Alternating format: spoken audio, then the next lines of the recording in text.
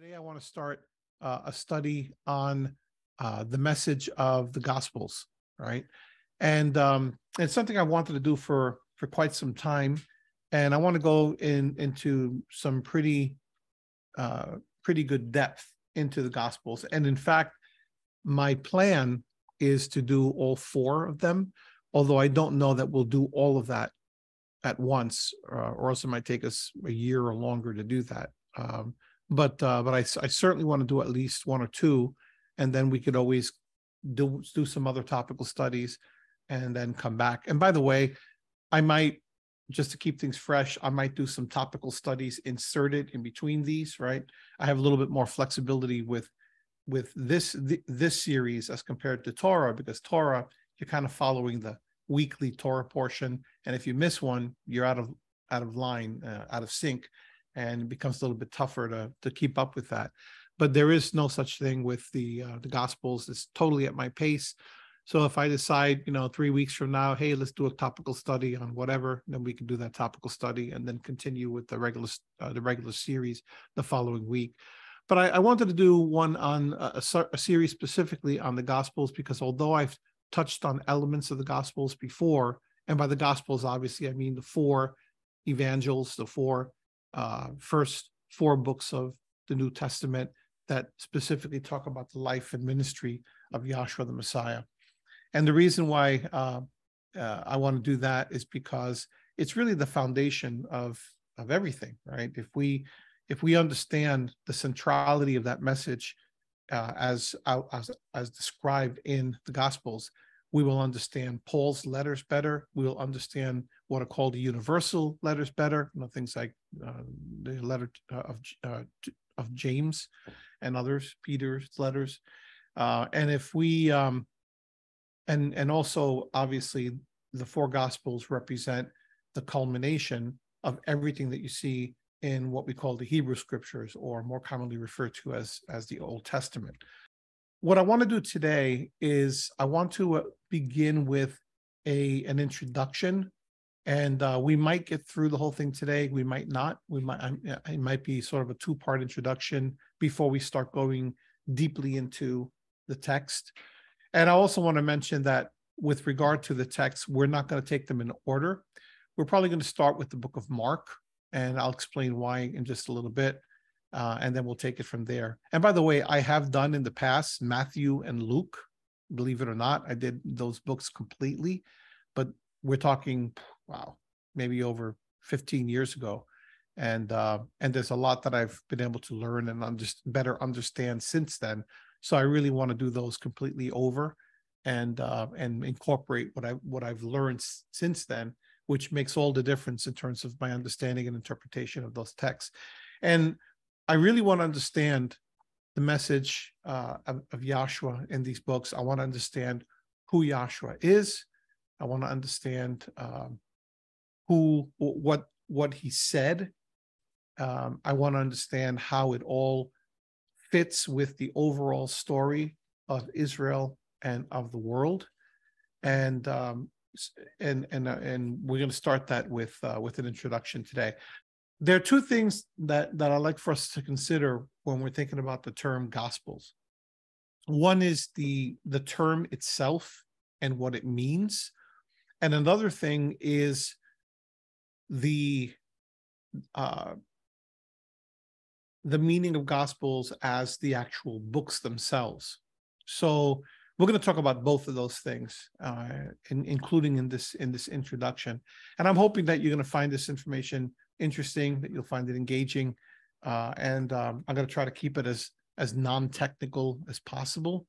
There are certain things that I considered including in the introduction, but it would make this a four-part introduction, and also it gets a little bit too deeply into things like,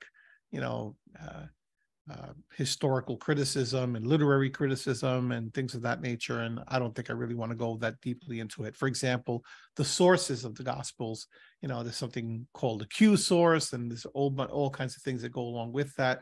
I might touch upon some of it, but I'm not going to go into any deep discussion of that because I'm eager to get into the text itself. And we're not taking a graduate level course on the Gospels. And that's what you'd be doing in a like in a graduate course, and that's not what this is about. I want us to learn the Gospels from a practical standpoint, what they mean in our lives, and how we can put their message into practice in our day-to-day living. Let's start off by I just want to give you some of my sources as we go through this. I always like to give credit where credit is due. So one of the things that I'm going to be referring to quite frequently, and as a matter of fact, in this introduction, I'm going to be using quite a bit of material from that, is a book. It's actually sort of a textbook by a scholar by the name of Mark L. Strauss, S-T-R-A-U-S-S. Mark Strauss, and I'll just tell you exactly who he is, and I'll read this straight from a biography here. He's university professor of New Testament at Bethel Seminary, San Diego, where he has served since 1993. He is the author of various books and articles, including commentaries on Mark's Gospel in the Zondervan Exegetical Commentary Series in 2014, and the Expositor's Bible Commentary in 2010, and a commentary on Luke in the Zondervan Illustrated Bible Background Commentary 2002. And there's a bunch of other stuff that he's done, and I don't need to go into all that, but I just want you to know that Mark L. Strauss's book, and you can see him there on screen. He's a scholar in San Diego, and he wrote this book, which is called Four Portraits, One Jesus is the name of the book, a survey of Jesus in the Gospels. And it's actually quite a good book. And in fact, Mark I have a lecture series known as Master Lectures with Zondervan. It's a subscription service that I use. You've seen some pieces of that over the years, things I've used, little snippets at the Feast of Tabernacles and during the Feast of Unleavened Bread. And he does one specifically titled the same thing as this book, Four Portraits, One Jesus. And I'm going to be borrowing much of that material.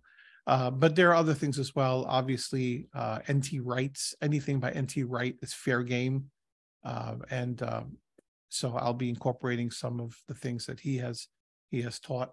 And other things along the way. There's, as you can imagine, there's just a wealth of information out there about Yahshua and his life and the New Testament from different perspectives.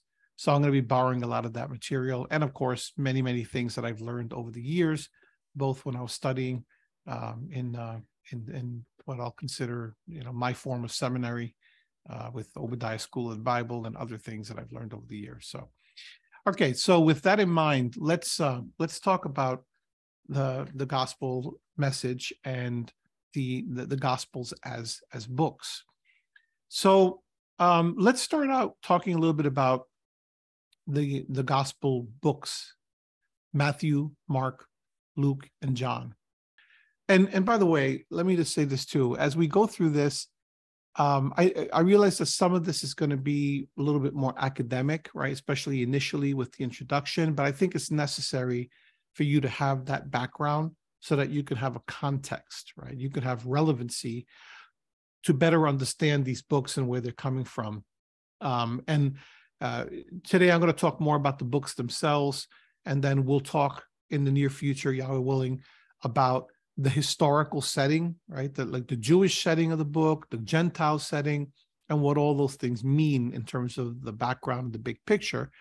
But today we're going to focus on talking about a few things about the books themselves. So some of these things are going to be academic, at least initially, but I promise you that at some point we're going to get into the books themselves, and I'm going to do them just like we did Torah.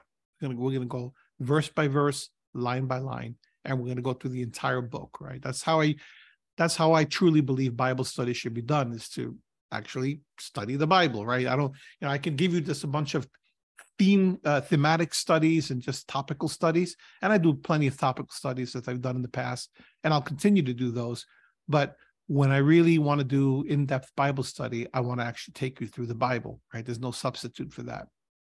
Even if it takes us weeks or months to get to a particular book, we're in no hurry, right? We got things that we can do, but we in other topics, And like I said, I'll weave them in here and there, but to me, there's no substitute reading the books themselves. And by the way, and I think sometimes folks really appreciate that because they're not really sure going through a book what things to focus on and not.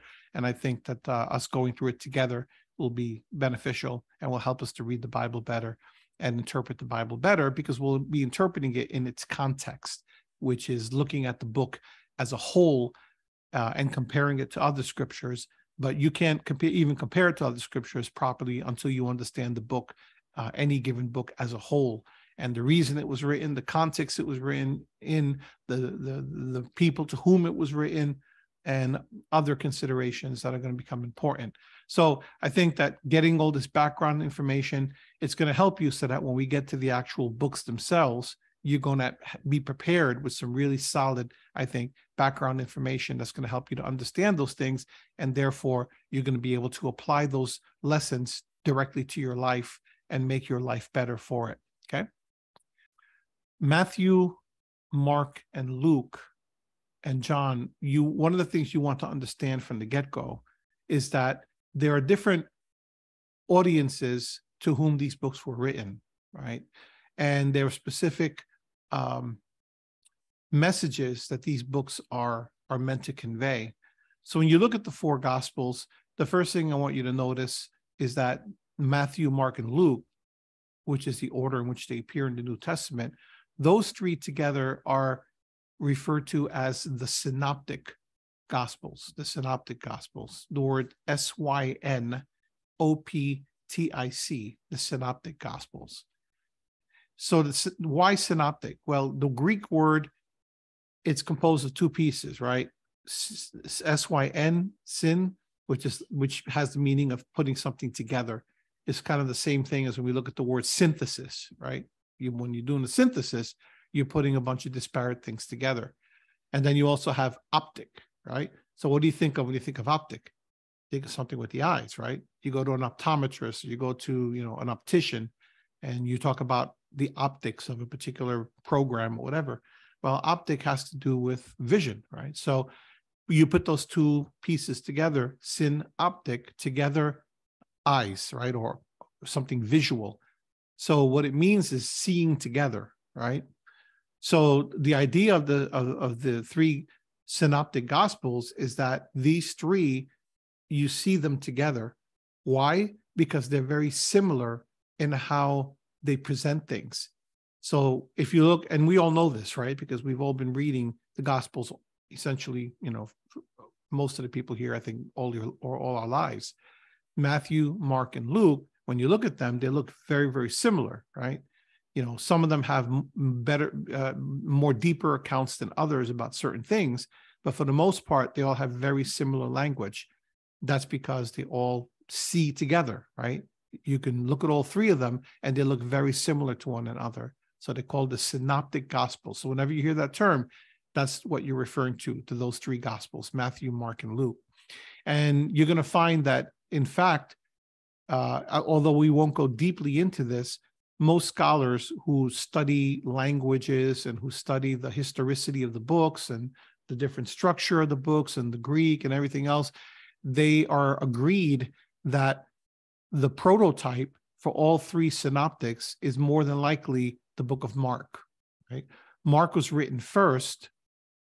Most of them are agreed. And then material from Mark. So Mark was used as sort of the framework from Matthew and Luke. And then Matthew and Luke incorporated additional material into their particular accounts. And then, and they also had their own particular flavor, which I'll describe in their particular accounts. But Mark was sort of the prototype for that. Now, when you look at John, John is not a synoptic gospel. John is often referred to simply as, and not very originally, as the fourth gospel, right? As the fourth gospel, because it is the fourth gospel, but it really does not have a similar structure or presentation as Matthew, Mark, and Luke, right? It does not see together with those three. I mean, there are some things that, look, you can piece together, of course, but for the most part, it's a completely different entity. And the reason for that is because it's written for a different purpose and more than likely to a different audience. And we'll talk a little bit about that later. But when you look at these four, just understand you have the three that are the synoptics and then John, and then they're all coming from different perspectives. And you might wonder, why are there four of them? Well, Yahweh knows, right? Why are there four?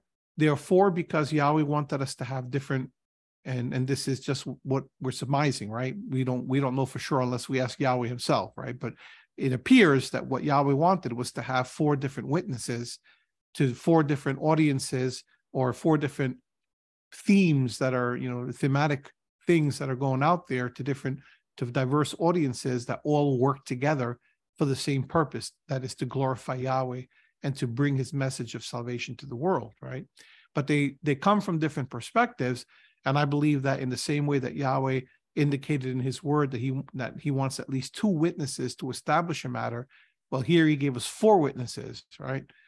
That give us a broader picture of Yahshua and who he is, and how he initially did things when he presented himself among the disciples, etc. And if you wanted to boil it down to it, it's at least two witnesses, right? Because the synoptics, all of which represent sort of like one witness, because they're all essentially saying similar things, and then John, who comes in as the second witness. So whether you look at it as two witnesses or four witnesses, you still have a matter that's very firmly established because you have these witnesses who presented their information like this. Now, when you look at the content of the book of Matthew, you're talking about writing to an audience that was more than likely mainly Jewish, right? So the emphasis in Matthew is the Jewish Messiah, right? So when you go to Matthew, you're going to see many, many verses. It said this about the Messiah, right? Or it said, and it doesn't say that way, but that's the implication, that somewhere in the Old Testament, and I'll just say Old Testament instead of Hebrew scriptures because it's common parlance, right? So, but somewhere in the Old Testament, there's something about this particular thing that's happening right now in this account. So therefore, you need to pay attention to it because this is fulfillment of that thing, right? At least in part, if not in full. And you go to the book of Matthew and you have verse after verse after verse, right? And we'll look at some of this. Matter of fact, let's just take a moment to go to the book of Matthew and we'll look at a couple of these things here. So the first thing you run across in the book of Matthew is an entire genealogy, right? And that's important. The record of the genealogy of Yahshua, the Messiah, the son of David, the son of Abraham, because the genealogy is going to be important to the Jewish people because they're waiting for a Messiah that comes from David, right? So the very fact that you say there, the record of the genealogy of Yahshua, the Messiah, he's identified as the Messiah. And then the Greek, of course, says Christos or Christos, but the Hebrew here, of course, would say Mashiach, the son of David, the son of Abraham. So immediately, this is an indication to Jewish readers that this is something to pay attention to because this is the genealogy of the one that we identify as the Messiah, the son of David, which is what they were expecting, the son of Abraham. Of course, he would be connected to Abraham as well through lineage. And then you go through the whole lineage here. But then as soon as you start getting into the text, right here in chapter 1, you already start seeing verse 22. This is Matthew 1:22. Now all this took place to fulfill what was spoken by Yahweh through the prophet. Behold, a virgin shall be with child and shall bear a son, and they shall call his name Emmanuel. Well, where do you find that? Well, you find that in Isaiah 7:14, right?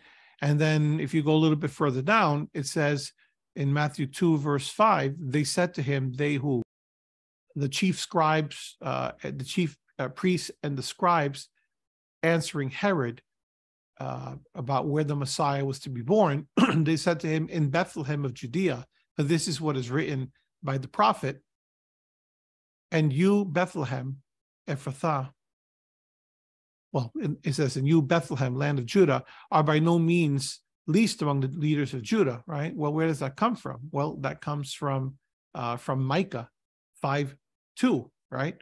And so forth and so on. As you continue going through the account, it's verse after verse. Here's a here's a passage from Jeremiah 31. And it seems like there's no chapter, right? Here's the voice of one crying in the wilderness. It's Isaiah 40, right? And on and on. You have verse after verse after verse. This is said to fulfill this, and this is as it is written, this thing, right, etc. This was to fulfill, is Matthew 4:14. This was to fulfill what was spoken through Isaiah the prophet. And then it's a verse from Isaiah 9, verse 1, chapter 9, verse 1, and on it goes. So you would expect that. The Jewish people are very studious people, right? So you're going to expect, and they are a scripture-shaped people. Therefore, you would expect that if you're going to convince a Jewish person that someone is the Messiah, you better come with proof, right? And what proof are you going to come? Are you going to come with Greek mythology? No, you're going to come with scripture, right? With Hebrew scripture, and that's exactly what you find in the book of Matthew. And the main message throughout the book of Matthew is mainly, this is the Jewish Messiah, right? So the audience is mainly the Jewish people. Why is it important to know that? Well, it's important to know that and the flavor and character of each of the Gospels, because knowing those things helps you to interpret the message of those books. One of the things that's regrettable in society today, I believe, in religious society, believers in particular, is the tendency to pull verses, even sections of passages of chapters, to pull them out of context when you're doing messages, right?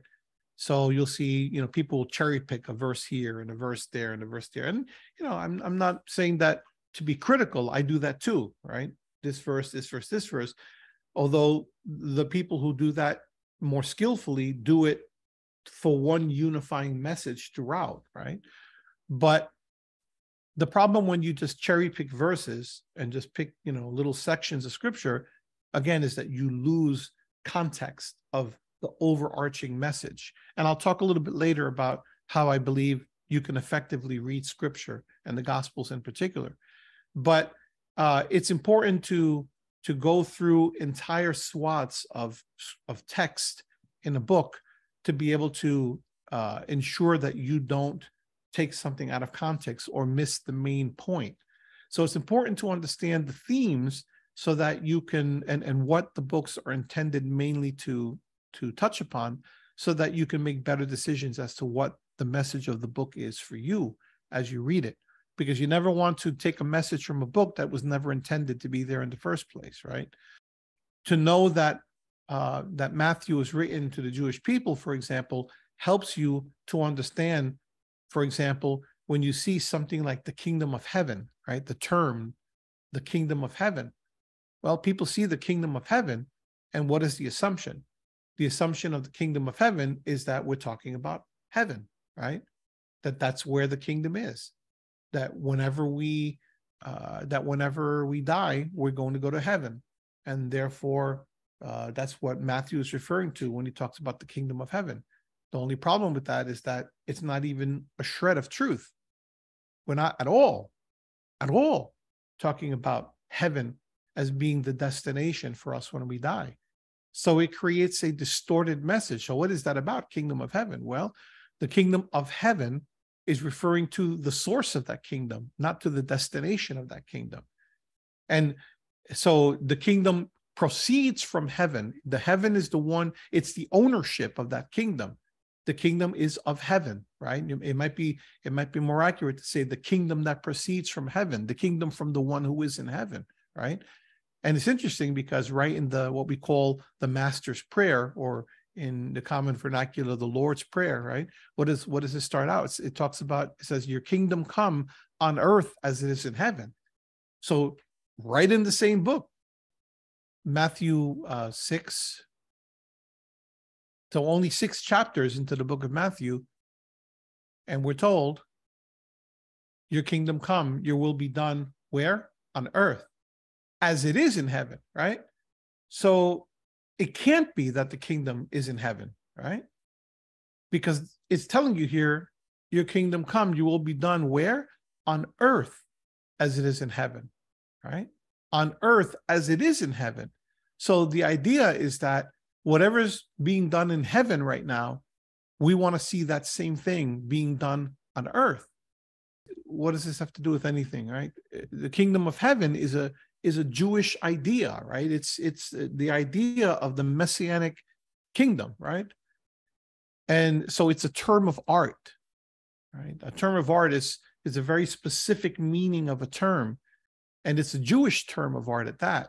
Even further understand that kingdom of heaven was also used euphemistically. So kingdom of heaven, in other words, meant something to the Jewish people. It didn't mean being in heaven. It had nothing to do with being in heaven. It had to do with the era on earth, as it describes in Matthew 6, when people would live on earth in a way that's consistent with the values of heaven, right?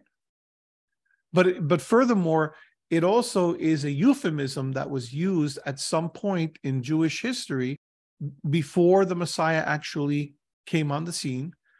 It was used as euphemism for kingdom of Yahweh, because the Jewish people by that time had discontinued the use of the sacred name of Yahweh for fear of profaning that name. So they used Adonai or other terms, but they wouldn't use the name of Yahweh. So instead of saying kingdom of Yahweh, kingdom of heaven was used as a substitute. And you can see this backed up in any reputable scholarly source.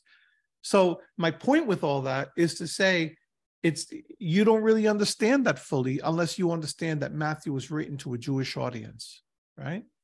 So knowing something like that will help you to better understand the flavor of the book and other things that we see described in there. Why is it written this way and not this way? Well, it's written this way because it's written to a Jewish audience. It's written this way because a Jewish person would want to know that about the Messiah.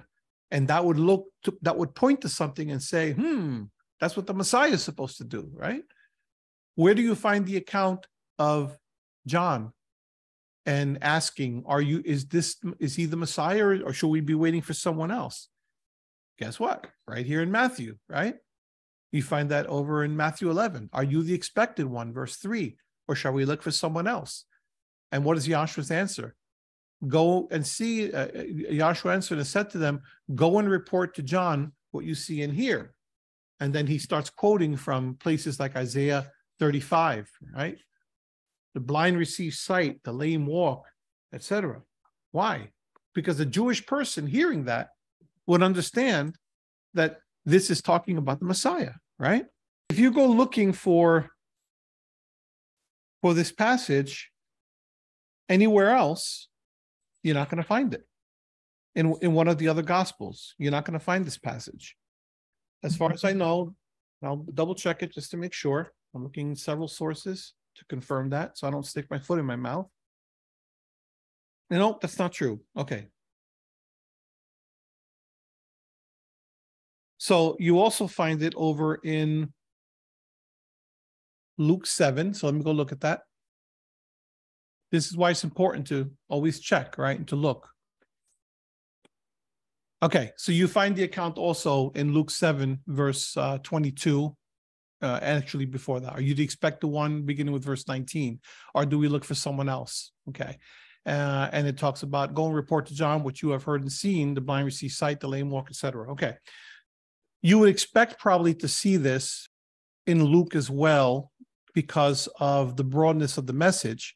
However, it would make the most sense to a Jewish audience, which is why I felt that the one in Matthew was the one that initially was the only one, but it's not. I'm not right about that. Sorry about that.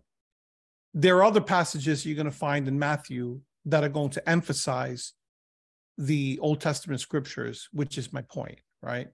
So as you go through the book of Matthew, you're going to find passage after passage that are going to be pointing to what Jewish audiences would expect. And this one turned out to not be the case. But you're going to find some passages that you don't have a parallel in other gospel accounts. And the reason why, and off the top of my head, I can't think of one specifically, but because they're coming from a similar source, you're going to see many of the same passages essentially laid out the same way. But in Matthew, you're going to come across many, many more passages that are specifically indicating for a Jewish audience what they would expect with regard to the Messiah. So knowing that this book is directed towards a Jewish audience is going to help you understand that. Now, it makes sense to me that Luke 7 is also going to talk about John, because it's talking about the messianic message, which was not only to the Jewish people, but also to Gentiles. And in particular, the latter chapters of Isaiah talk about that gospel message that's going to be preached to the entire world. So it makes sense that that particular passage is going to be to both. But you're going to find other passages that are not like that. You're going to find other passages that both the expression of the particular terms that are used and also actual complete accounts are going to be directed to an audience that's more apt to understand that, because it's a Jewish audience as opposed to a Gentile audience. Okay, so if I can remember this point, I will find a couple of passages. And remember, we're gonna eventually get into the book of Matthew itself. So I'm spending kind of a little bit more time in Matthew than I had intended. But we're going to look at it a lot more deeply. And when we do, then I'll take a little bit more care ahead of time to research some of those passages so I can give you something more accurate at that time. The book of Mark is different in nature. The book of Mark has as a major theme the suffering Son of Yahweh. This is the one who suffered on our behalf, right? This is Isaiah 53 in action, right? This is the suffering servant who is the Son of Yahweh, who came to suffer on our behalf. The book of Mark also is characterized by action. And as I've explained in the past, you have language where it's talking about this was done immediately, and immediately this happened, and immediately this happened, and immediately this happened. And to save time, I'm not going to go to every passage right now like I did with Matthew, because I'm already almost an hour into this and I haven't gotten as far as I want to go. But if we would go examine the passage, and again, we'll get to the book of Mark as well. Matter of fact, we'll do Mark first before Matthew. And the book of Mark, you're going to see it's very abrupt in its approach as compared to Matthew and Luke and John. And part of that, the way that it's written, is attributed, in my opinion, to the fact that it was written originally in Hebrew as opposed to Greek, because the construction of the verbs don't mean a whole lot of sense in English or in Greek, but they make sense in Hebrew, because that's the way the Hebrew verbs are used and expressed in the text. So we'll talk about that. That's things like, and this happened, and this happened, and this happened. So it's very Jewish in nature, because that's the way the Hebrew verbs are constructed. But you're going to see that the overall theme of the book of Mark is the suffering son, or the suffering servant of Yahweh. Luke is different, right? Luke is, this is a savior for all people, right? This is not directed towards the Jewish Messiah. This is directed towards him being the savior for everyone. Gentiles are welcome into this. And then, of course, the book of Acts continues that theme, because the book of Acts was written also by Luke, and the book of Acts sort of serves as a sequel to Luke. And then the book of John is very, very different, as I mentioned. The book of John is talking about the eternal Son who reveals the Father. The eternal Son who reveals the Father. And there's a lot more in the book of John about his identity as the Son of Yahweh as compared to the Synoptic Gospels. Okay? You saw me using this before. This is a great little tool to use. Some of you know about this, some of you don't. There are different types of tools that you can use when you're doing Bible study. You all know, I think, what a concordance is, right? A concordance is you put in a word. Well, I say put in because now you do everything electronically, right? You could buy them, obviously, in print, which is the way they originally came out, of course. And you look up a word either on paper or electronically, where you will find every verse in that particular translation that has that word. Now you have to do a little digging and a little extra research to understand if that's, which word is being used in what context. But it's a great help, because sometimes you're thinking, where did I see that verse? And I remember a verse that says something about John and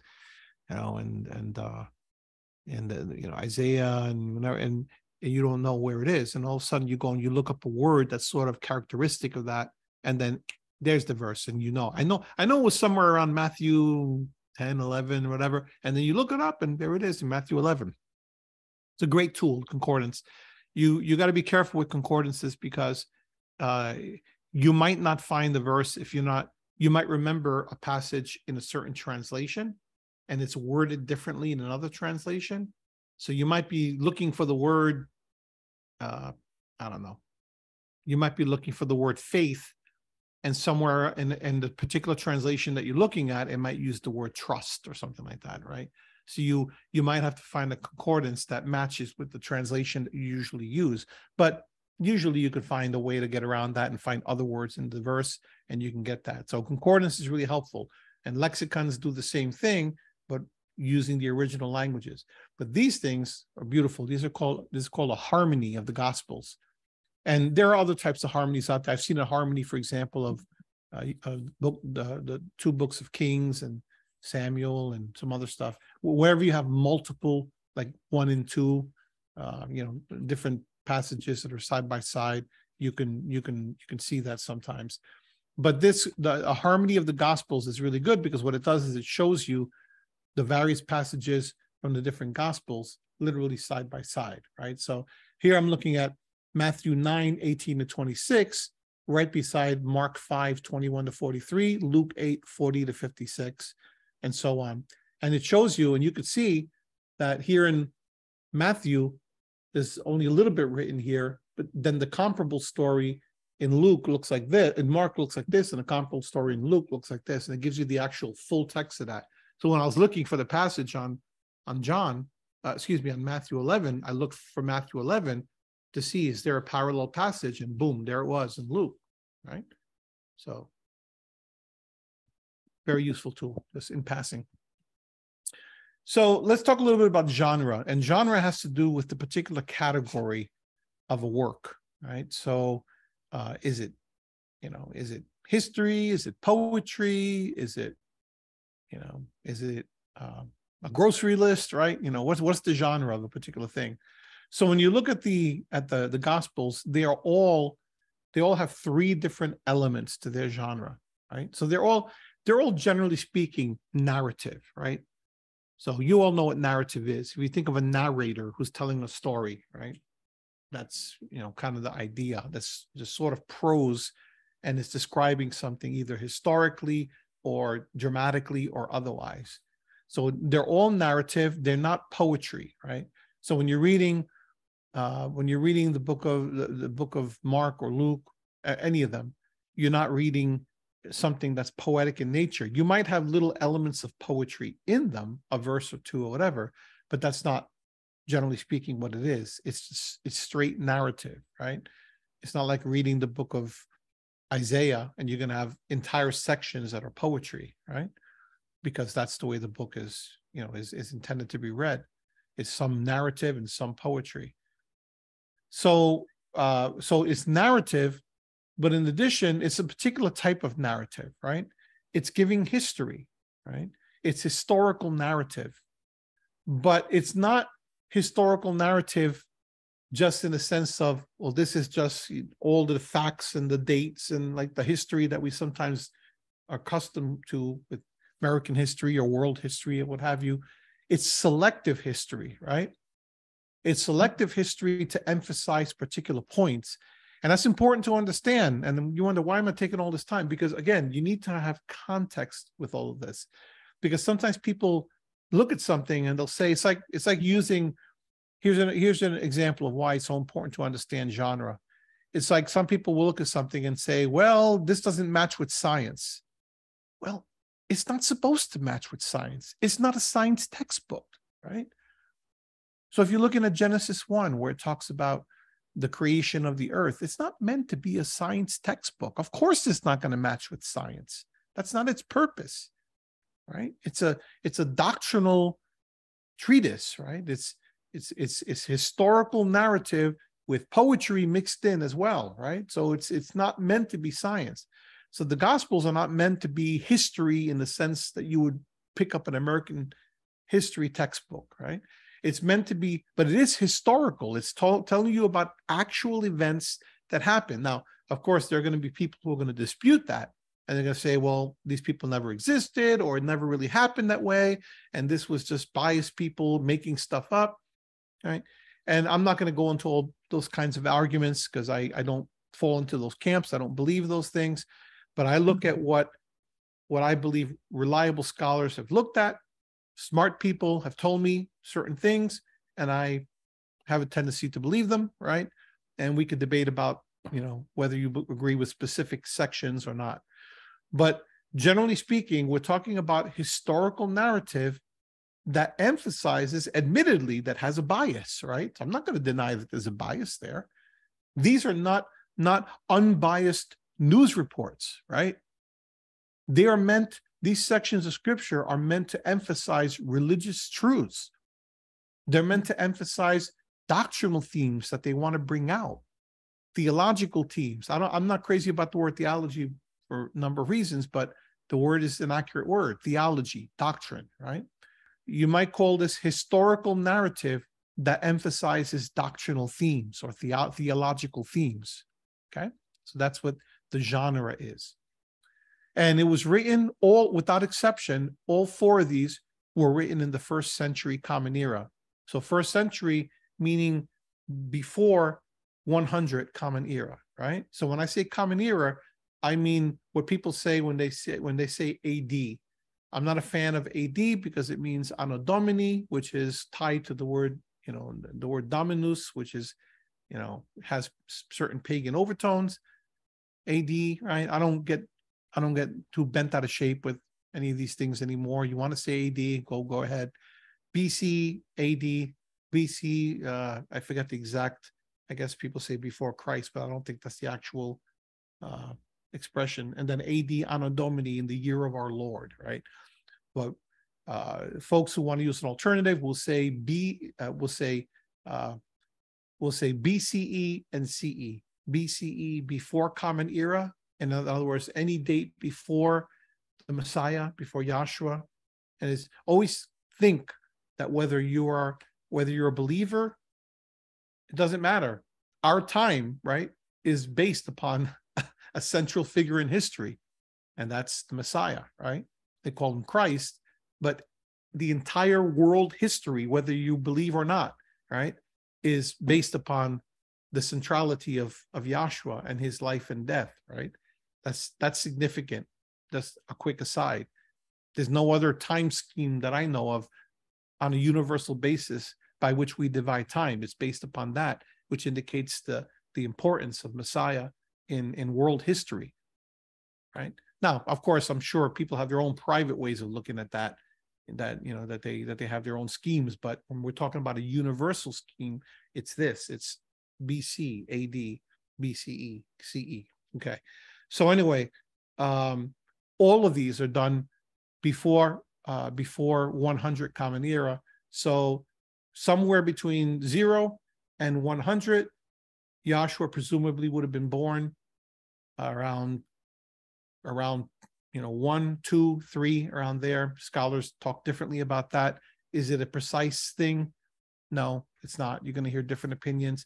But generally speaking, he would have died at around age 30, about 3.5, about 33 and a half, about 30,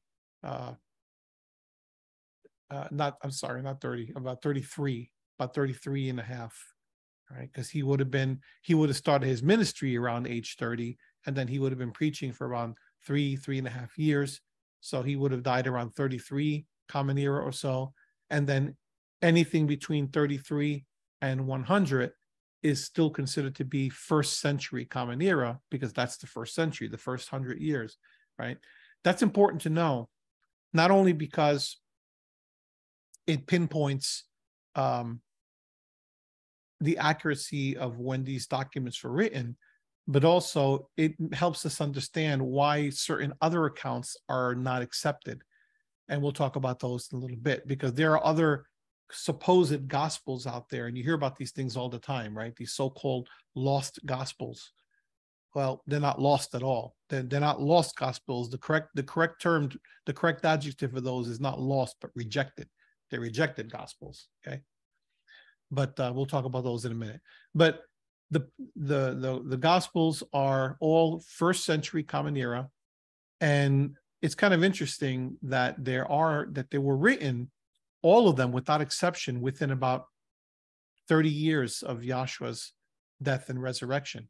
That's significant because, and we're not going to go to this too deeply, but in the world of what's called apologetics is sort of a branch of study that looks into the veracity of the scriptures and whether it's truthful or whether things actually happened the way they did, etc. So in the world of apologetics, people who are very well versed in that will tell you that when you look at certain other writings that are non-biblical writings, for example, among the Greeks or the Romans or what have you, people accept today, they accept as history, as historical, certain events that happened in time for which we have proof literally hundreds of years later at the earliest. And here you have accounts, without exception, for all four gospel accounts, you have accounts that all came, without exception, within about 30, 40 years of the Messiah's death and resurrection. So it's interesting that they're always calling into account, so many people are always calling into account whether Yahshua actually lived and ministered, died, and resurrected. And one of the arguments that they use is, well, that's someone just, making something up many years later. So they won't admit that it's truthful, but then they'll accept at face value that accounts of 400, 500 years later or more, that those historical figures are in fact historical, even though the earliest witnesses to their lives are literally hundreds of years later. So how do you figure that? How do you figure we accept the one 400, 500 years later, but we won't accept the one that's 30, 40 years after the fact? So which might be the more reliable witness? So the purpose of the gospel accounts, well, I've already been describing some of that to you, right? The themes, the Jewish Messiah, the suffering Son of Yahweh, the Savior for all people, the eternal Son who reveals the Father. But there are other specific purposes that are described within the books themselves, and I'm not going to go through all of them, and I'm just going to give you, a couple of examples. So if you look, for example, at Luke 1:1-4. Okay, so inasmuch as many have undertaken to compile an account of the things accomplished among us. So it's interesting, inasmuch as many have undertaken to compile an account of the things accomplished among us. So it looks like more than one person tried to come up with a history, an account of the things that Yahshua was doing. And we know this is true because we know at least of 3 others, right?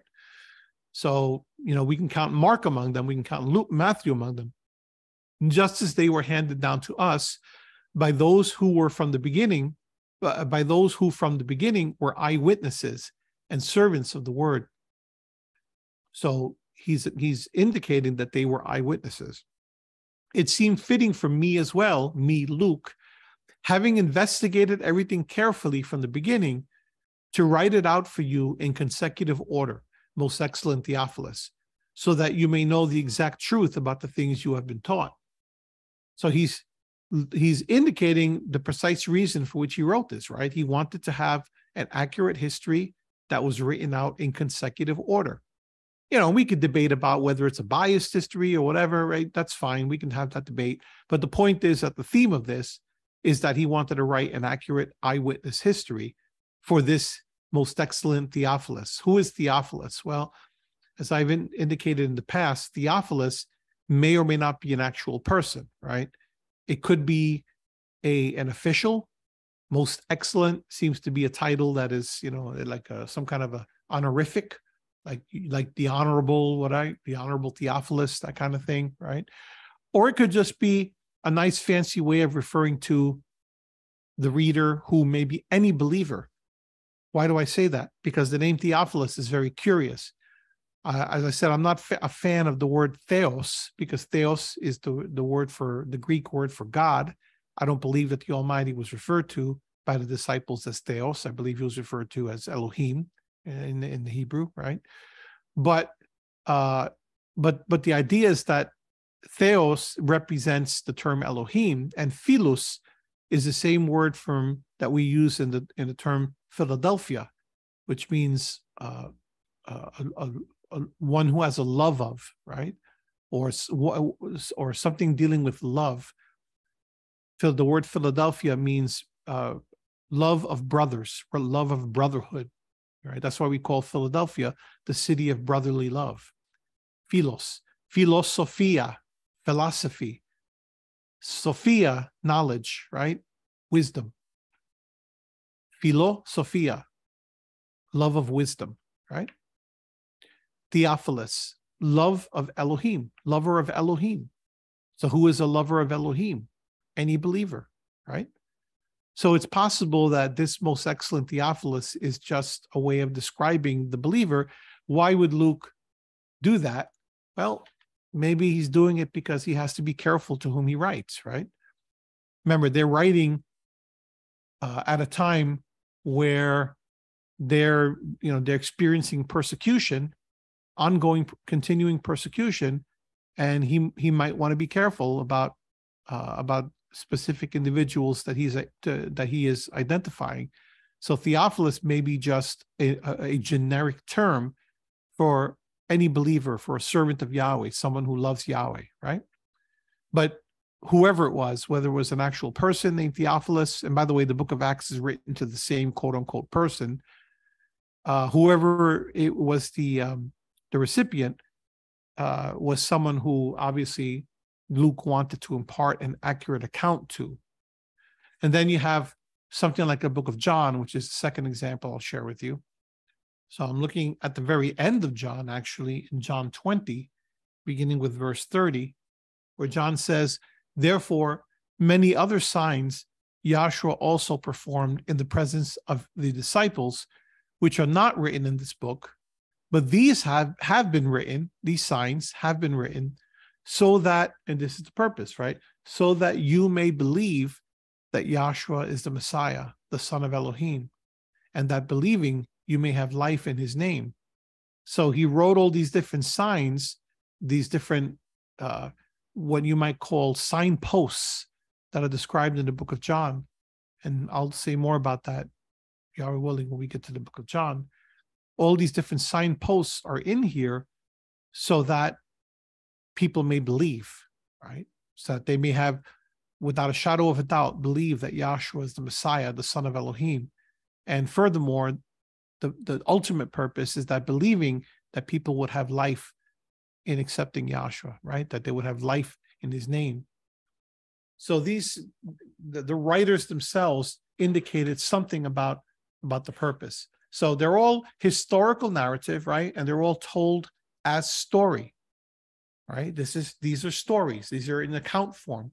And the way that they probably were originally written is that the disciples would have taken notes, and they would have put their own notes in the margins, right? So if Yahshua was telling a story, they would have recorded the story, and a parable or whatever it may be, and then perhaps put some notes in the margins so that they could therefore write an account later. Or they might have a copy of a scroll, like an Isaiah scroll or something, and then they would write notes in the margin there saying, hey, Yahshua said this, and it was very similar to this or whatever. And then at some point, whoever was doing the writing and the editing brought it all together and wrote it all up as a lengthy narrative. Presumably Mark initially, and then eventually Matthew and Luke, borrowing Mark as the main foundation, using that as the framework, and then creating their own accounts with their own style and with their own additions, right? It's interesting that some of the Jewish authorities of the time they made fun of the gospel accounts. And one of the terms the Greek term that we can use for gospel is the term evangelion, right?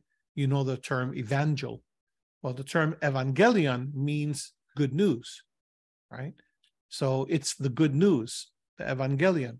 So it's interesting because some of the Jewish authorities would refer, and this is in extra biblical sources. When I say extra biblical, I mean outside of the Bible, right? You don't see it in the Bible, but you'll find writings where they're referring to the so-called Christians, right? And they refer to their writings as evangelion. So they use the play evangelion. Well, evangelion, it means, the literal meaning of evangelion is iniquity of the margins. So in other words, whatever writings they were using, whether it's their own notes or one of the writings of the Tanakh, of the Hebrew scriptures, they refer to the writings of the gospel as the iniquity in the margins of those texts, right?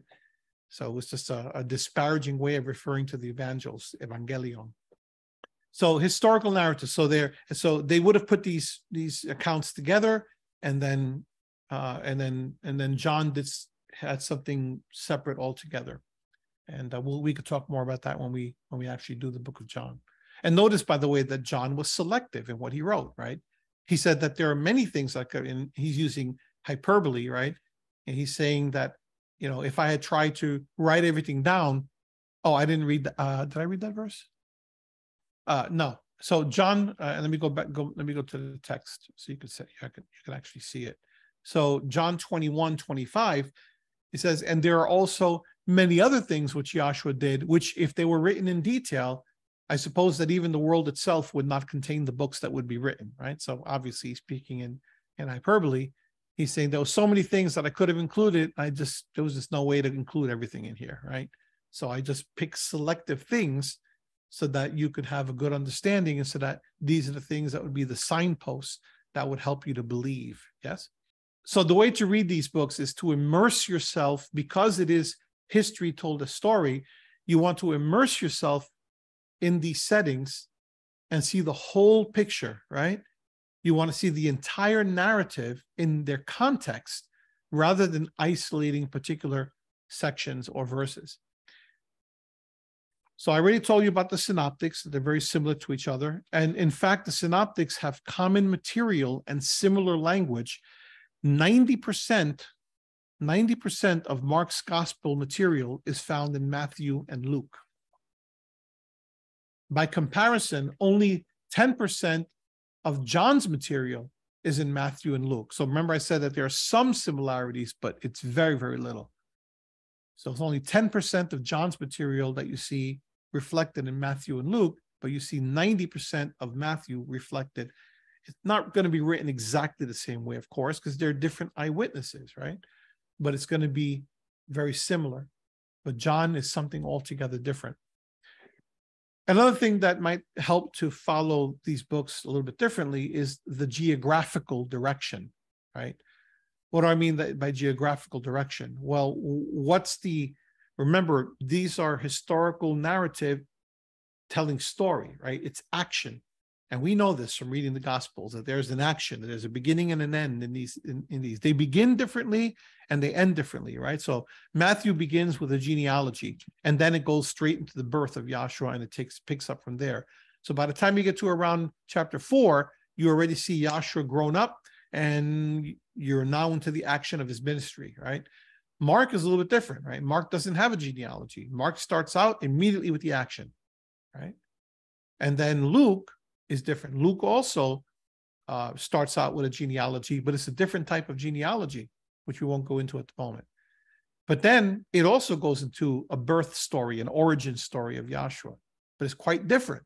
You're introduced to John, right? And then you go and talks about Yahshua, but in a very different context. You see a little bit about Yahshua's childhood, right?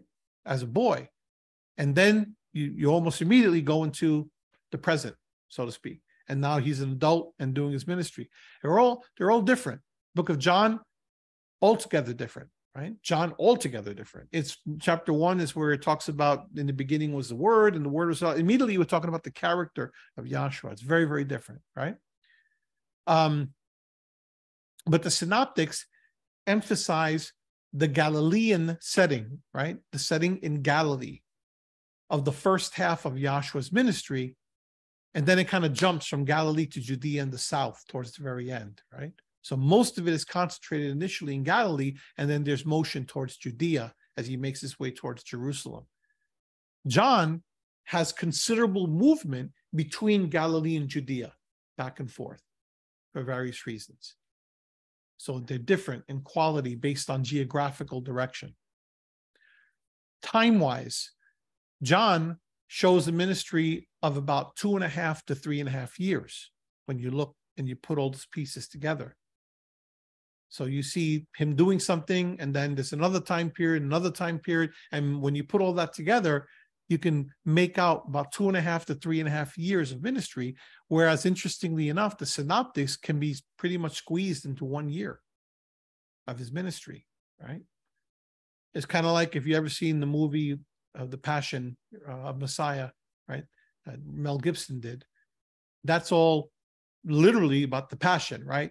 Which is a very specific event in the life of Messiah. So that doesn't go, whereas many other accounts, if you're thinking about other accounts, whether it's the greatest story I've ever told, right? The greatest story ever told, you know, that's one that was done years and years ago with Max von Sydow, or, you know, or Jesus of Nazareth, the Franco Zeffirelli series, the limited series that was done. Back then they were called mini-series. You know, they all have entire sections of ministry over the course of the years. They're trying to faithfully follow the gospel accounts, but the Passion is focusing literally on the last day of his life, right? Well, this is kind of like that by comparison. The synoptics are focusing like on the last year of his ministry as compared to John. I mean, there's a little bit from the beginning, right? Because you look at something like Matthew, it has talked about his birth, but then it jumps immediately to his ministry, right? When he's being tempted, you know, he's baptized and he's being tempted in the desert, and similarly with the other ones. So it's all kind of squeezed into a year. And when we're looking at passages taking here and there in sermons, and just here's this verse in Matthew 5 verse 9 and Matthew whatever, we don't see that flow, right? So these are things that you want to pay attention to, because it tells you something about what they're trying to emphasize, right? In terms of content, a little bit more on the content. The synoptics are emphasizing the kingdom of Yahweh, right? And you see that pretty heavily throughout all of them. So, and that's significant, right? So you look at Mark chapter 1, and right from the get-go, Mark chapter 1, 14. Now, after John had been taken into custody, Yahshua came into Galilee, so there's Galilee, preaching the gospel of Elohim. What is he preaching? The gospel. Evangelion, right? What is he preaching? The gospel of Yahweh. And saying, and this is what he's saying, this is the gospel that he's saying, the time is fulfilled and the kingdom of Yahweh is at hand. Repent and believe in the gospel. So his message is twofold. The time is fulfilled. The kingdom of Elohim is at hand. The kingdom of Elohim is here. Repent and believe in the gospel. We'll come back to that a little bit later. But right from the get-go, the message is about the gospel. Same thing with the book of Matthew, right? It's not long before you're already talking about the kingdom. Matthew 4:23. Yahshua was going throughout all Galilee, there's Galilee, teaching in their synagogues and doing what? Proclaiming the gospel, the kingdom, right? And healing every kind of disease and every kind of sickness among the people. So he's proclaiming something. What is he proclaiming? What is his message? His message is the gospel of the kingdom. The good news, the evangelion, the good news. If you look on down below, that's what that word evangelion means. It means good news, gospel. He's proclaiming the gospel of the kingdom and healing every kind of disease and every kind of sickness among the people. Why is he healing every kind of disease and every kind of sickness among the people? And why is that important in this context? Why is it relevant? Because that's the evidence that we're in the kingdom, right? He's proclaiming the gospel, the good news, which means something very specific. He's proclaiming the gospel of the kingdom, And whatever that kingdom is, this is what it looks like. He's healing every kind of disease, every kind of sickness among the people, right? And then you could point to similar things in Luke, etc. So that's the emphasis of the synoptics, is emphasizing the kingdom of Yahweh. It's showing, and each of the gospels demonstrate, like we just saw in Matthew, demonstrate the power of the kingdom and the dawn of his end time salvation, right? What about John? John's different, right? John is more an emphasis on himself as the eternal Son of Yahweh who reveals the Father. John is almost more metaphysical, right? It's like, it's more about, this is my character. This is more my identity, who I am. It's less on the kingdom itself, because we don't need that extra witness of the kingdom. We already have 3 of them, right? And then we have John, who's talking about Yahshua as the Son of Yahweh, who reveals his Father. So miracles that are described in the book of John, and there are miracles in all the Gospels, but the miracles in the book of John are of a different nature. The miracles that you're seeing in the Gospels, again, are demonstrating the power of the kingdom, the dawn of the end time salvation of Almighty Yahweh, whereas the miracles in the book of John are pointing more to his identity, who he is and what he's meant to do and convey, right? So John, he's right, it's written at a different time and place to address different issues and concerns, emphasizing the identity and character of Yahshua and how that identity and character glorify the Father, glorify Yahweh. The synoptics answer the pressing question, is Yahshua the Messiah? And if he's the Messiah, how does that play out in the present and moving forward into the future? Okay? Now, again, why are there 4 gospels? Well, there are 4 unique perspectives. Even the synoptics, as I've already described, have a unique perspective, whether it's the Jewishness of the Messiah or the universality of the Messiah, right? The Jewishness of the Messiah in Matthew, the universality in Luke, and other perspectives, right? Mark talking about the suffering of Yahshua. Also, the historical perspective, right? They're written to different messianic communities. The Gospels were written primarily to messianic audiences. All of them were written primarily to messianic audiences. But as I've already described, and I don't want to keep hammering on that, but different messianic audiences, right? So Luke might have been written to a more mixed group as compared to Matthew, which is written to primarily a Jewish group, right? Mark was probably primarily written to a Jewish group. And by the way, Mark, it is generally agreed by scholars that Mark was likely the scribe of Peter. So really, when you look at the book of Mark, in effect, what you're looking at is the Gospel of Peter, right? As dictated to Mark. Some believe that each gospel was written to a specific messianic assembly exclusively, right? But more lately, scholars are, like, for example, Mark, they think was written to the suffering assembly at Rome, much like the letter of Paul was written to the Roman assembly, right? So some people believe that Mark was written specifically to the suffering assembly at Rome, which would make sense because Peter was writing largely to an audience at Rome as well when you look at his letters. However, a number of scholars, including someone like Richard Bauckham, Bauckham, Richard Bauckham, wonderful British scholar. He's the man who wrote the volumes that I use primarily as my primary source for the material I taught on the book of Revelation at the Feast of Tabernacles last year. Just brilliant scholar. He and others maintain that the Gospels were always intended for a larger audience. In other words, that they were meant, like the letters of Paul, that they were meant to be passed around and shared and read. And there's no reason to believe that both aren't true, right? So they more than likely were written to a specific audience. So it's somewhere between those two extremes, right? They were more than likely written to a specific audience, but they were meant to be shared and passed around, not meant only for that particular audience. So, for example, Matthew was more than likely written to a predominantly Jewish audience, but it was fully expected that it was going to be shared so that others could also benefit from that. and the same thing with Mark and Luke and John. Now, I mentioned these other gospels that it has been circulated. Gospel of Thomas and Peter and these other kind of things. Well, these are referred to with the term spurious, which means that they're not to be taken as canonical. They're sort of frauds, right?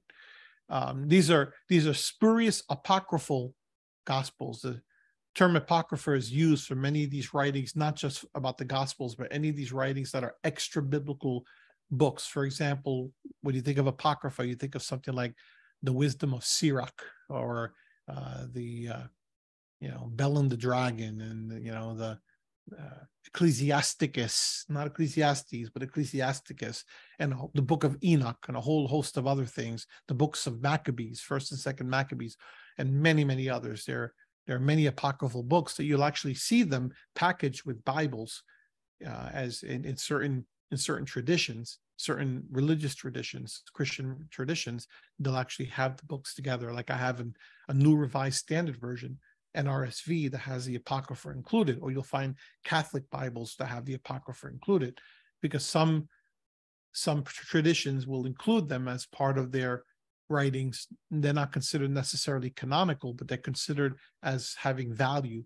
So, but anyway, these so-called gospels are not lost, and they a lot of times they're referred to as the lost gospel of whatever, and people get all excited about that. Nothing to get excited about. They're rejected. They're not lost. Matter of fact, it's funny because Mark Strauss, and when he's talking about these things, he says they're not lost. I have them in my library. You can come see them if you want. So he says 4 reasons that Mark says that they are rejected. One of them is because there's a lot of evidence of late composition. The earliest, as a matter of fact, that they have is around mid 2nd century. So the earliest you're going to find is about 150.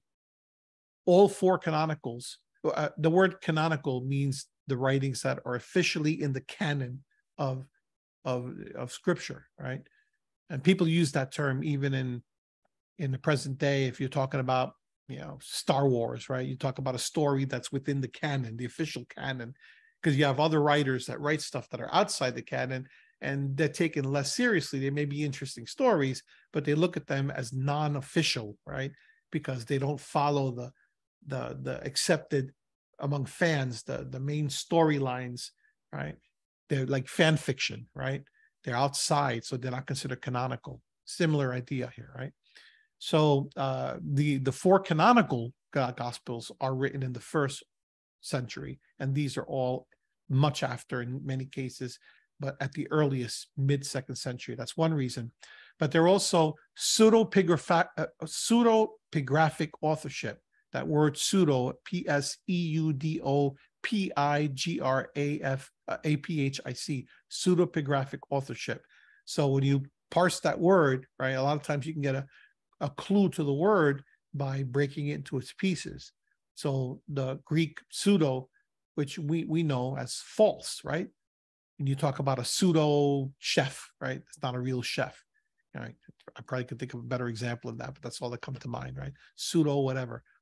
It means false. And then pigraphic, it's referring to writing, right? So false writings. So pseudepigraphic authorship, falsely ascribed authorship, right? Weren't written. The Gospel of Peter wasn't written by Peter. Gospel of Thomas wasn't written by Thomas. Now, of course, people will say, well, the Gospel of Mark may have not been written by Mark either. Well, you could argue that, but you have arguments for each one of those Gospels. And again, I'm not going to go into all the arguments for that. Each one of those Gospels, you could find strong evidence of their authorship by the people to whom they're ascribed. Third reason is that their teachings, and this is to me, is like immediate deal breaker. Their teachings contrary to Yahshua and the Apostolic Assembly. You're not going to have a book that's going to be accepted as a gospel that has doctrines that are clearly not in line with the sound scriptural teachings. And that's very evident when you look at these books. And 4, the assembly what people refer to as the church, the assembly, recognized that these books didn't have the same prophetic power and inspiration of the canonicals. I mean, in other words, put it another way, you could tell a fake when you see it, right? And these guys could tell a fake, so they're not included in as part of as actual gospels. Okay, so last thing I'll say about this piece of the introduction, and then I want to talk a little bit more about the term gospel itself, and that's what we'll finish. We'll go full 2 hours today. We'll go to about 7, and then we'll be done. So the last thing is, how do you read the gospels? Well, I've already given you some clues, right? So the way Mark puts it, you want to read them vertically, right? In other words, follow the narrative the way it's written, the plot. In other words, narrative has a plot. The story has a plot. Follow the narrative through from the beginning to the end. In other words, what is the Holy Spirit trying to teach us overall for the book? From beginning to end, there's an overall overarching message, right? And I might say, I'll add to that, to what he said, that you always want to remember what I taught in a series I did last year, I think, which was about 6 or 7 parts, as I recall, when we talked about the overarching story, right? I forget exactly how I put it, but we were going over some Bible Project material, and I talked about Israel's story, and then Yahshua's story within that, and then our story, right? And these things all fit together, like if you have concentric circles, one within the other. So you want to follow the overall story. You can't understand Yahshua and who he was and who he is unless you understand where he fits in the overarching story, right? This is what people might call a meta-narrative, right? Nothing that we do exists in isolation in the present day. We just didn't pop out of thin air, right? Or fall off the turnip truck. Everything has a story. We're connected to an overall story that goes way, way back, right? Goes back to creation, no? And Yahshua is one part of that. Yahshua is part of the Jewish story. Paul is part of the Jewish story. And that's why when people divorce him from the Jewish story, it results in terrible interpretations of his doctrine, because they treat him as if he was a Gentile and not the Jewish Pharisee that he was, right? And you cannot properly understand anything that Paul says unless you understand very clearly that he was a Jewish Pharisee. So it's like that. So you want to understand the overarching meta-narrative or overarching story in which each of these gospels falls, so that you could properly understand their message. So for example, to believe, and hear me carefully, to believe that the gospel message is that if we believe in, and I'm going to say it, this way, that if you believe in Jesus and, you don't smoke and you don't drink and you don't do certain things, then eventually when you die, you're going to go to heaven, right? That's what people teach is the gospel, right? Believe in Jesus, and, and when you die, you go to heaven, and you don't have to worry about this earth anymore. This world is not important. And, and you go, the problem with that is that it's not even remotely true in the way that it's described like that, right? Because that's not what the gospel is about. The gospel is not advice, right? It's not advice about how to live. Does it involve recommendations? Not only recommendations, but really commands on how to live. Sure, it does. Is there an element of truth in everything I just said? Yeah, there is an element of truth in that, but that's not what the gospel message is. And neither are we going to heaven, right? That's not anywhere in the scripture attributed to, right? Not attributed to, attested to, right? And that's a surprise to many people, to many Christians, that the Bible does not describe believers who die going to heaven. That's not a biblical idea. That's a Greek idea, right? Which we won't go deeply into today. But the scriptures does not, I can't say it any more clearly, right? The scripture does not describe heaven as our destination when we die. So the way that people think about heaven and hell, they think, well, that's what the gospel message is. Make sure that you get into heaven so that you don't have to go to hell, right? Well, there are problems with their understanding of hell, their understanding of heaven, and their understanding of what the gospel is in relation to those two things. And we could talk more about that as we go along in the gospel messages. But no, there's nothing having to do with that in the scriptures. That's not what the gospel is about. The gospel is about something entirely different, and that would be the topic of our next discussion. But you want to read the scriptures vertically to understand the overarching narrative. And the reason why I mentioned that in the context of the gospel message and what it means is because the only way that you can properly understand what the gospel actually is by understanding the overarching message. Because the gospel is not in isolation. The good news is good news for a reason. It's good news largely because it's something that Yahweh has been saying forever that was going to occur, and now it's occurred. So what is that message? Well, that message was proclaimed by the prophets, right? Matter of fact, that message of the good news goes all the way back to the Garden of Eden. When Yahweh said to the serpent and to man and to Adam and Eve, he said to the serpent that you're gonna strike his heel and he's gonna crush your head. The gospel goes all the way back to that. So when you bring that forth through all the history of Israel and into the present day at that time, when Paul was preaching, when Peter was preaching, etc., they were proclaiming the message that was prophesied all the way back in the Garden of Eden. That was the good news, that they were proclaiming that what Yahweh has promised has occurred, and there's a new sheriff in town. And that new sheriff is the one to whom you owe your allegiance, not the one that's claiming to have power over you now in terms of the Roman emperor, right?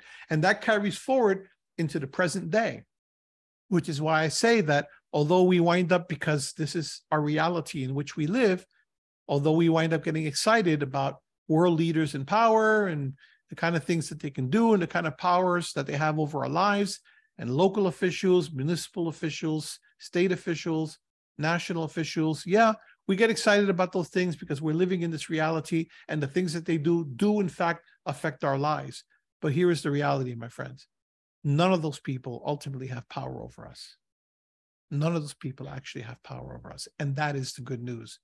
The good news is that the one who does have power over us is in fact in charge, and he's involved through his believers on earth in a mop-up operation to complete what he started through his death and resurrection, and I might add through his message in these gospels, right? And we, following in his footsteps, all the believers following in his footsteps from the time when he died and resurrected, even before, from the time of his disciples walking with him to the present, we all have the same mission in our time. And that mission is to continue what he started by proclaiming what he proclaimed, which is the gospel of the kingdom, by showing proof of in the same light of proof that he showed, which is healing those who need to be healed, rebuking the powers of darkness, and showing people that there's a better way. More of that in a few minutes, but just to finish up how to read the Gospels vertically, follow the plot, right? And you can understand the plot if you understand the overarching story, but also read the Gospels horizontally. In other words, compare the accounts to one another, like this harmony that I showed you earlier, right? Compare the accounts to one another so that you could see more clearly what the individual themes are and what their different emphases are. And then when you put all those things together, and in the case of the synoptics, it's exactly what you're meant to do, right? Because you see together, and then John has an even different, unique perspective that helps you to fill out what the others do not give you in and of themselves. And when you do that, you have a wonderful harmony of what all these passages are saying. Now, interestingly enough, don't insist on reading them always harmonistically. That sounds like contrary advice. That's not. Let me explain. So don't insist on reading them all harmonistically always. Why? Because if you take those passages and you read them harmonistically, and you want to kind of put, like sometimes you've seen people put together a Bible. I don't know if you've ever seen this, but I've seen many times because I'm a student of the word, obviously. So I've seen books that try to do the chronological Bible. You ever seen that? The chronological, we have to have every kind of Bible version now. The children's Bible, the women's Bible, the men's Bible, whatever. You have, I'm grateful that there are many Bible versions out there, but sometimes it gets, downright silly. And sometimes you see that. You'll see something like the chronological Bible. So now they're going to take every passage and they're going to somehow weave it into a thing that looks entirely different than the Bibles that we have. And I personally think that's a mistake for a number of reasons. But the primary reason is this: Yahweh gave it to us in the format that we have it now for a reason, I believe. I don't believe that any of this stuff happens coincidentally.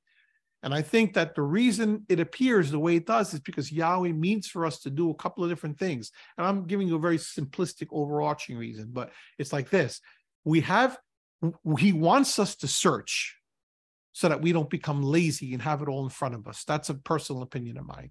That if it were all laid out exactly the way it should be, right, in terms of the chronology and everything else, then we just kind of sit back on our laurels and say, okay, it's all there. And, so no, we have to do a little bit of digging to keep on our toes. I think that's one of those reasons. You can debate with me if you want, but I think that's true.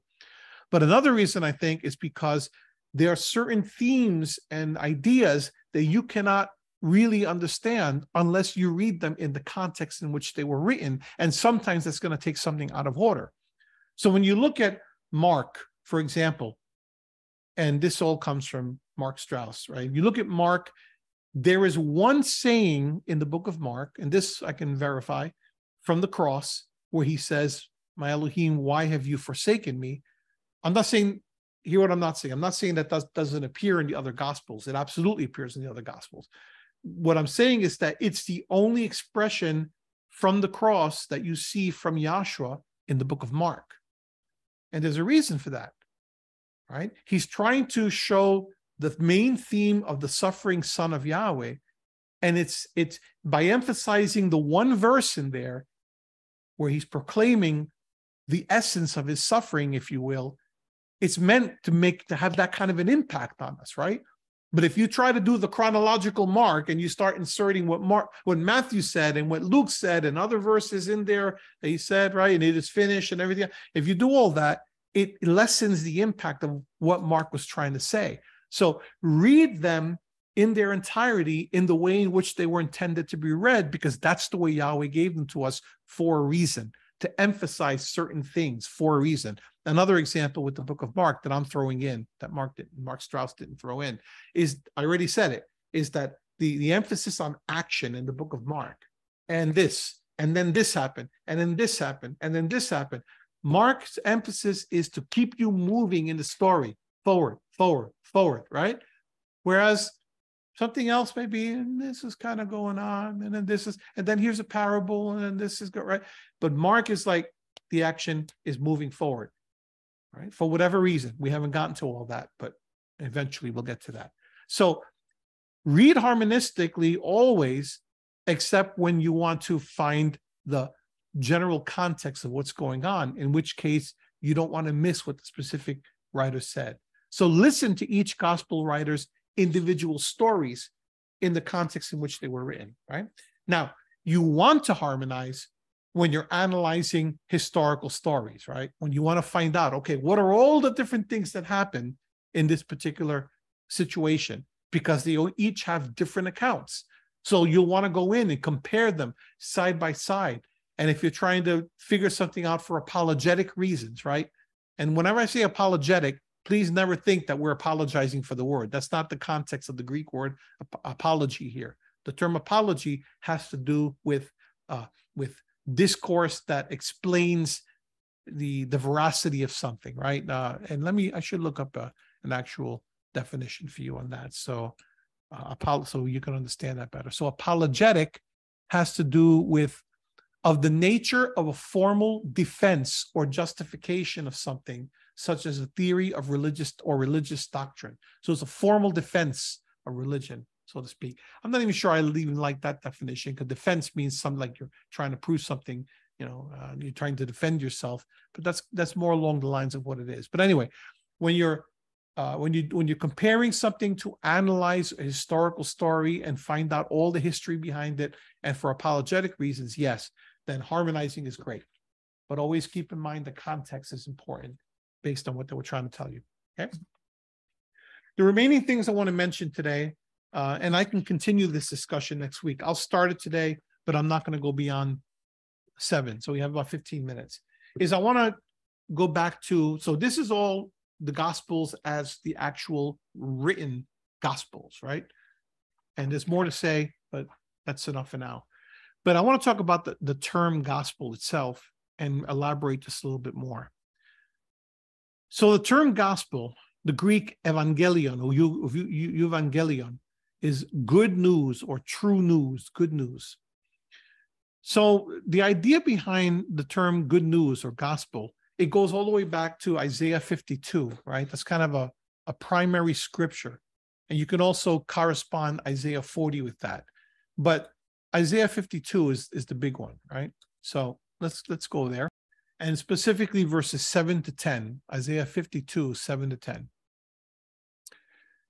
So he says, how lovely on the mountains are the feet of him who brings good news, who announces peace and brings good news of happiness, who announces salvation and says to Zion, your Elohim reigns. Listen, your watchmen lift up their voices. And by the way, the context of all this is the context of the suffering servant. So, who announces peace and brings good news of happiness, who announces salvation and says to Zion, your Elohim reigns. So the context is Yahweh, Yahweh's chosen servant who's going to bring peace and salvation to his people. Listen, your watchmen lift up their voices. They shout joyfully together, for they will see with their own eyes when Yahweh restores Zion. That's it right there, right? It's Yahweh restoring Zion. Zion has been battered about by the nations, but there's going to come a time when they're going to be restored. And the one leading the charge is this servant, right? Break forth, shout joyfully together, you waste places of Jerusalem. For Yahweh has comforted his people. He has redeemed Jerusalem. Yahweh has bared his holy arm in the sight of all the nations, that all the ends of the earth may see the salvation. And look at the word below, Yeshua, right? And I'm not sure of the exact Hebrew derivation here, but it's a word related to the word Yeshua, which is the word for the Messiah, that all the ends of the earth may see the Yeshua, the salvation of our Elohim. So these are the people who are bringing forth the message. It's not just referring to the suffering servant in this case, but how lovely on the mountains and the feet of him who brings good news.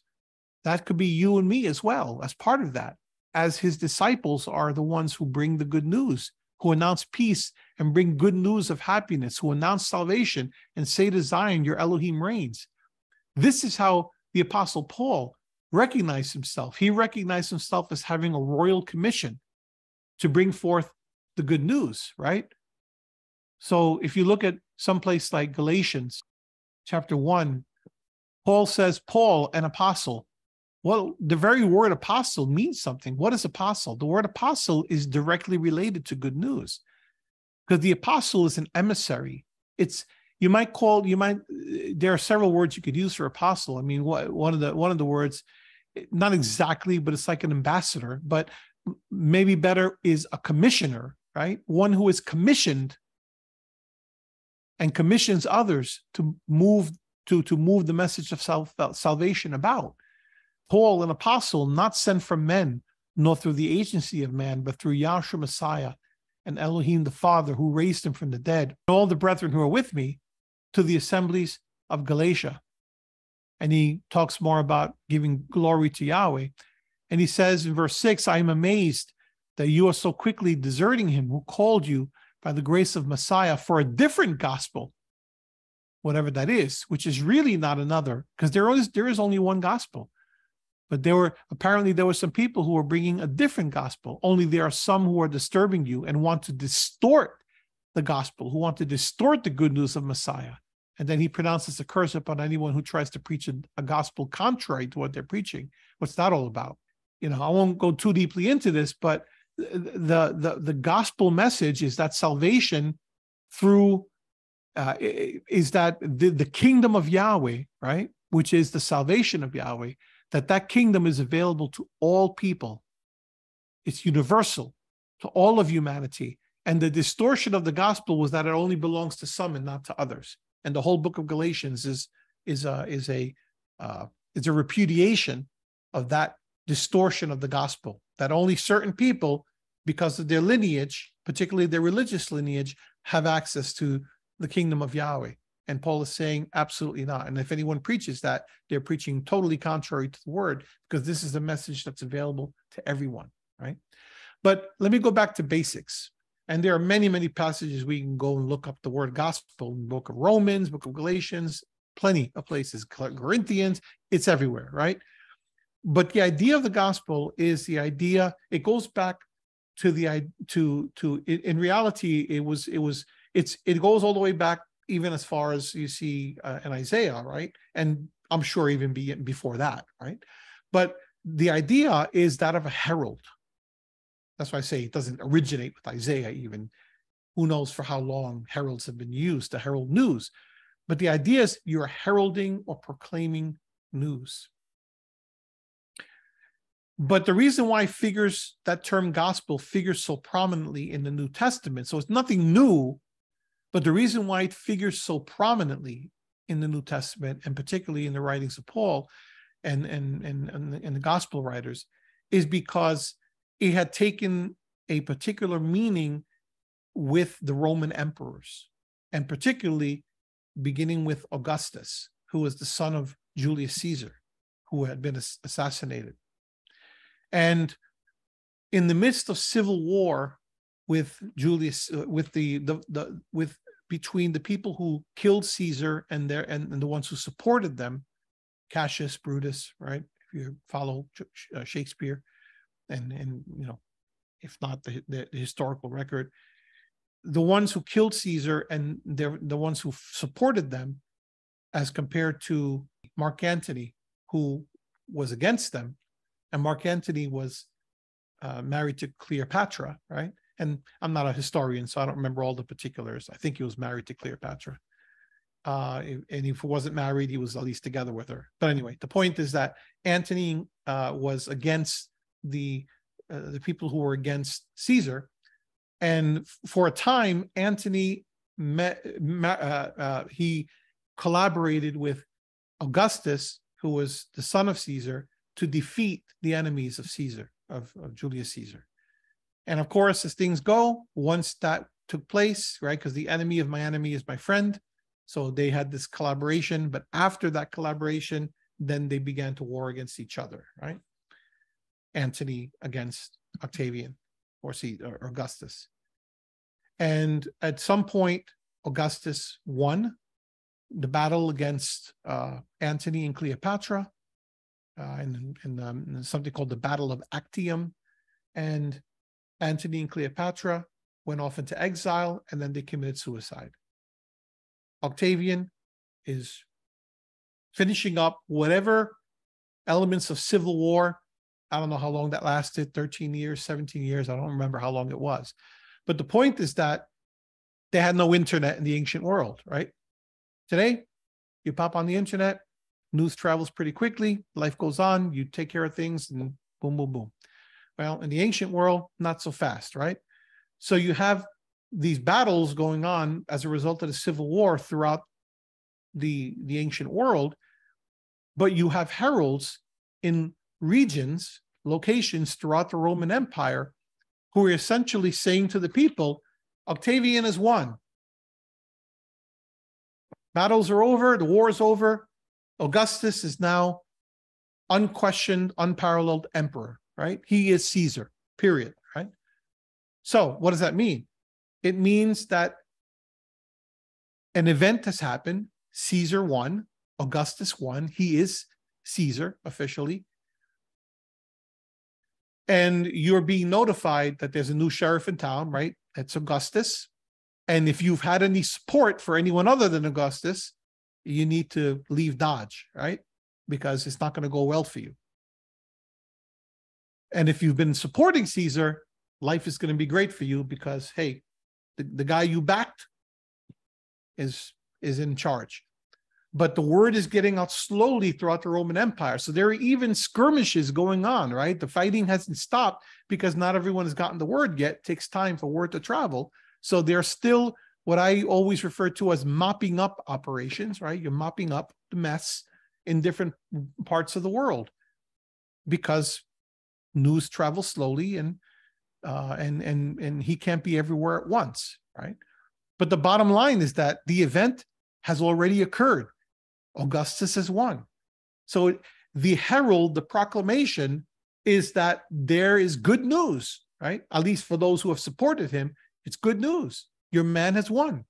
And the order of Augustus is soon to occur in every part of the empire. It's going to take a little time because there's still some mopping up going on, but it's as good as done because the event has already occurred. So the idea is that you need to start preparing now for the reality of the news that has already happened, because news is about something that's already happened. It's interesting. We talk about good news, good news, good news. Gospel is kind of hidden in the term gospel, but that's what the word literally means. The term literally means good news. News is not advice. News is not get your life in order so that you could be saved. News is not accept salvation. News is not do the right thing so that you don't go to hell. Those are all bits of advice, right? No, that's not what news is. News represents something, an event that has happened. Something occurred. Doesn't matter what you do or do not do. Doesn't matter whether you decide to prepare or not. It has happened. It's done. It's as good as done. Now, you need to get your life accustomed to the reality the reality that has occurred and is now being completely set in order. So when Caesar comes to town, you need to have everything in order because it's as good as done. That's the good news. Matter of fact, Herod, who we all know from the New Testament, Herod did not back Augustus. So how in the world does Herod wind up being over Judea? I'll tell you how. He did a preemptive strike. When he found out that Antony had lost, who he had backed, he essentially went not quite begging to Octavian, but he went sucking up to Octavian, and he essentially said, don't think about the fact that I wasn't your friend. Think about the fact of how loyal a friend I was to Antony. That same loyalty that I gave. In other words, don't look at who I was loyal to. Look at how loyal I was. In the same way that I was loyal to Antony, I'm going to be that loyal to you as well. Very opportunistic. But you know what? It worked. And he remained as overseer of the Jews for a period of time, right? Why? Because he knew that it was as good as done. Because he had received the news, not quite good news for him, right? But he had received the news nevertheless, and he went to do something about it. So everyone in the kingdom is supposed to do something, in the empire, in that case, was to do something about this with the expectation that someone had already been declared emperor. Same thing with Yahshua. This is why it's used so often, because it's a parallel. It's a message that Paul and the others are sending, that everyone thinks that the king is Caesar, and that who was the leader, of course, of the known world at that time. Everyone thinks that the kingdom is Rome, is Rome, right? But it's not. There's a bigger, more important kingdom, and therefore a king, and it's not Caesar. And the good news is that here's the real good news that you should be following. Not that Caesar is emperor, but that Yahshua is king, which is why it was something that was reviled, and that was, treated. They were treated as enemies because of that. Okay. And here's what I want to say. That good news just in the same way that it made people act in a certain way in the between, from the time that they heard the news to the time that everything would be put in order and implemented. In the same way, we as believers of Yahshua and those in Paul's time and those throughout all of history also are to act the same way. So the news is that this event occurred. Yahshua died, was resurrected. He's king. He's established his kingdom. Just like Augustus established his kingdom through his victory. Yahshua established his kingdom, and in the same way that everyone would start preparing for Augustus, we are to prepare for Yahshua and his reign. And that has been the case for over 2,000 years. I don't know the reasons that Yahweh has for it being that long. Doesn't matter. We're living in the same way. We are living in the period that you might call the period between the now and the not yet. The now, Yahshua died and was resurrected, and he has become king, and the not yet. Yahshua has fully established his kingdom, and we're in between there. And it's no different today than it was 2,000 years ago in the time of Paul. So we're all supposed to act in that way, with that recognition and understanding that we acknowledge our king. It's not when he becomes king. It's not when the kingdom comes. It's now, because the event, the news has already occurred. It's not a suggestion. Our willingness to do it or not do it has nothing to do with it. It's irrelevant. It doesn't matter to tell someone. It's not like, oh, this is a nice thing, right? The way that the gospel is presented and that some people take it is that, hey, this is something you might want to consider. You know, if you could fit it into your life, if you can accommodate your thinking into that. You know, it's a different way of living, and I don't know, it may not be for everybody, but right, but the gospel is there if you want to accept it. And no. And I want to say this in a way that's not, I want to say it nicely, but I want to say it firmly. The gospel has nothing to do with your acceptance. Nothing. Because the good news is not dependent upon whether anyone accepts it. It is. Yahshua is king. Doesn't matter whether you decide to go in that direction or not. He is king. So the only question remains is it something that you're going to accept and start living your life in a way that recognizes that reality, not that future, that reality that exists right now? Or will you decide to ignore it and pretend that it doesn't really happen, right? It's very important to understand that distinction, right? In essence, we are all living right now with the understanding that our king is king. And we are trying to set our lives in order in a way that recognizes that reality. So I'm going to pick it up from there, Yahweh willing, next week. And that's great news. It's great news because he is king and no one's ever going to take that away from him, ever, right? And that has great ramifications for us because it has ramifications for how we're living now and how we're going to be living in the future. That reality creates a transition period between the here and now and the tomorrow. And in the transition in between, and here's the heart of it, a transformation in us must take place. Things are going to change. And because of that, we must get with the program.